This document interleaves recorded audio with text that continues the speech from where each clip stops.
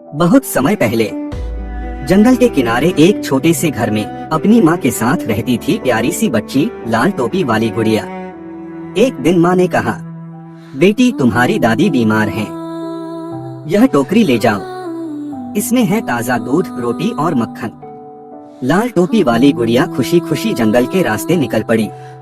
लेकिन तभी झाड़ियों के पीछे से निकला चालाक भेड़िया। उसने पूछा, कहाँ जा रही हो छोटी गुड़िया? बच्ची बोली, दादी के घर, उनके लिए दूध, रोटी और मक्खन ले जा रही हूँ। भेड़िया मुस्कुराया और बोला, क्यों ना कुछ फूल भी तोड़ लो। और फिर वह तेजी से भागा दादी के घर की ओर। भेड़िया ने दरवाजा खटखटाया, ठक ठक। कौन है? दादी ने पूछा। मैं हूँ लाल टोपी वाली गुड़िया, भेड़िया बोला। जैसे ही दरवाजा खुला, भेड़िया ने दादी को निगल लिया और उनकी जगह बिस्तर पर लेट गया। थोड़ी देर बाद बच्ची पहुंची। उसने हैरान होकर कहा, दादी आपके कान कितने बड़े हैं?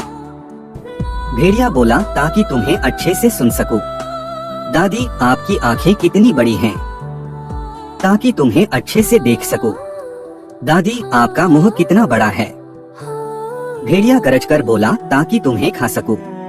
और अचानक उसने बच्ची को भी निगल लिया। यहीं खत्म होती है यह डरावनी कहानी।